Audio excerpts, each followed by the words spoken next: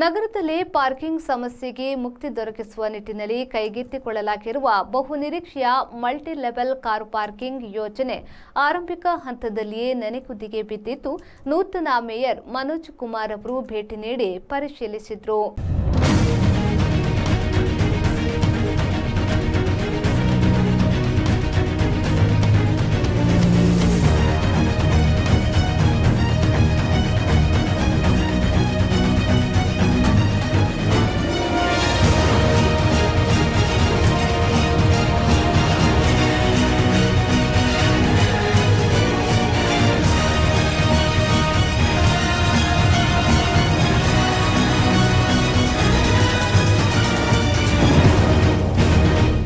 ಸ್ಥಳೀಯ ಜನರು ಎದುರಿಸುತ್ತಿರುವ ಸಮಸ್ಯೆಯನ್ನ ಆಲಿಸಿಕೊಂಡು ಮೇಯರ್ ಅವರು ಯೋಜನೆಯ ಬಗ್ಗೆ ಸ್ಮಾರ್ಟ್ ಸಿಟಿ ಅಧಿಕಾರಿ ಹಾಗೂ ಗುತ್ತಿಗೆದಾರರಿಂದ ಮಾಹಿತಿಯನ್ನ ಪಡೆದುಕೊಂಡರು.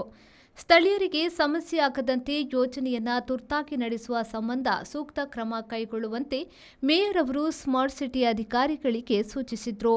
ಬಳಿಕ ಸುದ್ದಿಗಾರರ ಜೊತೆ ಮಾತನಾಡಿದ ಮೇಯರ್ ಮನೋಜ್ ಕುಮಾರ್ ಅವರು 1.5 ಎಕರೆ ಜಾಗದಲ್ಲಿ 90 ಕೋಟಿ ರೂಪಾಯಿ ಹಣವನ್ನು ಗುತ್ತಿಗೆದಾರರೇ ಬರೆಸಿಕೊಂಡು ಮಾಡುವ ಯೋಜನೆ ಇದಾಗಿದ್ದು, ಗುತ್ತಿಗೆದಾರರಿಂದ ಕೆಲಸ ಆರಂಭಿಸಲಾಗಿತ್ತು.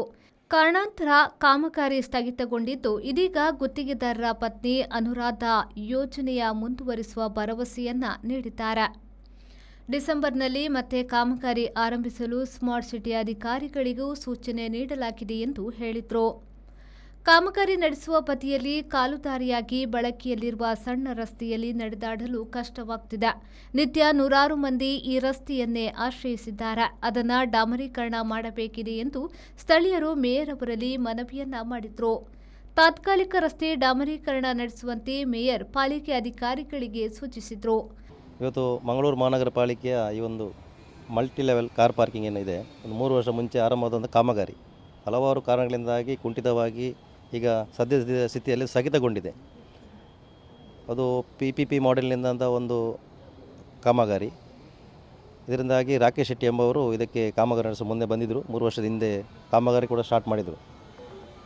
ಹಲವಾರು ಕಾರಣದಿಂದಾಗಿ ಕಾಮಗಾರಿ ಕುಂಠಿತಗೊಂಡು ಅವರಿಗೆ ಅನಾರೋಗ್ಯದಿಂದಾಗಿ ಅವರು ಕೂಡ ಮೃತಪಟ್ಟ ಇದರ ಕಾರಣದಿಂದಾಗಿ ಸ್ವಲ್ಪ ಕಾಮಗಾರಿ ಕೂಡ ತಡ ಆಯಿತು. ಈಗ ಅವರ ಭಾವಿ ಪತ್ನಿಯವರಾದಂಥ ಅನುರಾಧ ಅವರು ಕೂಡ ಈ ಸ್ಥಳದಲ್ಲಿ ಈಗ ಉಪಸ್ಥಿತಿದ್ದಾರೆ. ಅವರು ಕೂಡ ಮುಂದೆ ಒಂದು ಭರವಸೆಯನ್ನು ಕೂಡ ನೀಡಿದ್ದಾರೆ.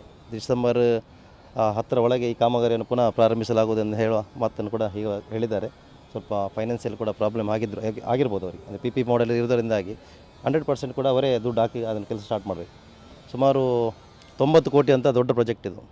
ಸುಮಾರು 1.5 ಎಕರೆಯಲ್ಲಿ ಈ ಒಂದು ಏನು ಹಳೆ ಬಸ್ ಸ್ಟ್ಯಾಂಡ್ ಇತ್ತು, ಅದನ್ನು ನಾವು ಇಲ್ಲಿಂದ ಸ್ಟೇಟ್ ಬ್ಯಾಂಕ್ ಅಂದರೆ ನಮ್ಮ ನೆಹರು ಮೈದಾನ ಬಳಿ ನಾವು ಸ್ಥಳಾಂತರಿಸಿರುವಾಗ ಈ ಒಂದು ಜಾಗ ಪಾಳು ಬಿದ್ದಿತ್ತು.